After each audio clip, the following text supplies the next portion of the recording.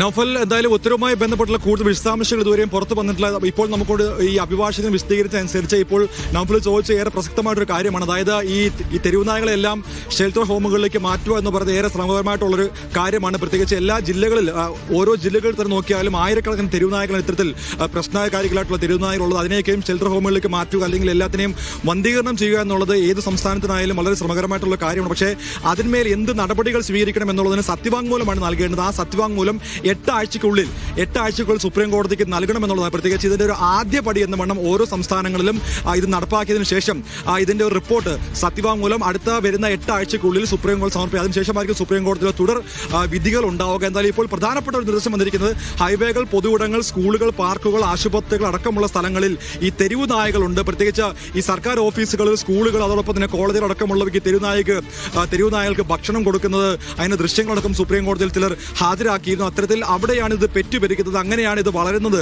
അല്ലെങ്കിൽ ഇതൊക്കെ ഈ സർക്കാർ ഓഫീസുകളൊക്കെയും ഈ തെരുവുനായയുടെ പ്രചരണ കേന്ദ്രമായി മാറിയിരിക്കുന്നു എന്നുള്ള ചില വാദഗതികൾ പോലും സുപ്രീം കോടതിയിൽ ഉണ്ടായിട്ടുണ്ട്.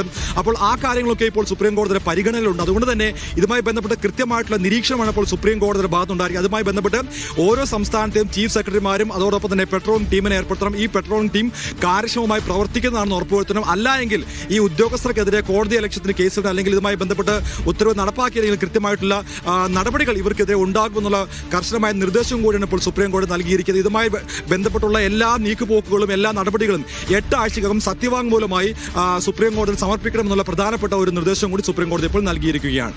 നൗഫൽ, സുപ്രീം കോടതിയുടെ സുപ്രധാന ഉത്തരവാണ് വന്നിരിക്കുന്നത്. അതായത് തെരുവുനായ ശല്യം പൂർണ്ണമായും ഇല്ലാതാക്കുക എന്നുള്ള ലക്ഷ്യത്തോടു കൂടിയുള്ള ഒരു ഉത്തരവായി നമുക്കിതിനെ കാണാം. കാരണം റോഡുകളിൽ നിന്ന്, അത് ജില്ലാ റോഡുകളിലാണെങ്കിലോ സംസ്ഥാന റോഡുകളിലാണെങ്കിലോ ദേശീയ പാതകളിൽ നിന്നാണെങ്കിലോ എവിടെയായാലും അവിടെ നായകൾ ഉണ്ടാകാൻ പാടില്ല എന്നാണ് ഈ ഉത്തരവിന്റെ ആകെ ജിസ്റ്റ്. അതായത് ഇവിടെ നിന്നെല്ലാം നായകളെ മാറ്റേണ്ടതുണ്ട്, അവയെ സംരക്ഷണ കേന്ദ്രത്തിലേക്ക് എത്തിക്കണം, ഒപ്പം വന്ധീകരണ നടപടികൾ പെട്ടെന്ന് പൂർത്തിയാക്കണമെന്നുള്ള കാര്യവും ഈ സുപ്രീം കോടതി ഉത്തരവിൽ പറയുന്നു. പക്ഷേ ഇത് എത്രത്തോളം പ്രായോഗികമായി നടപ്പിലാക്കാൻ സർക്കാരുകൾക്ക് സാധിക്കും, തദ്ദേശ സ്ഥാപനങ്ങൾക്ക് സാധിക്കും എന്നുള്ളതാണ് ചോദ്യം.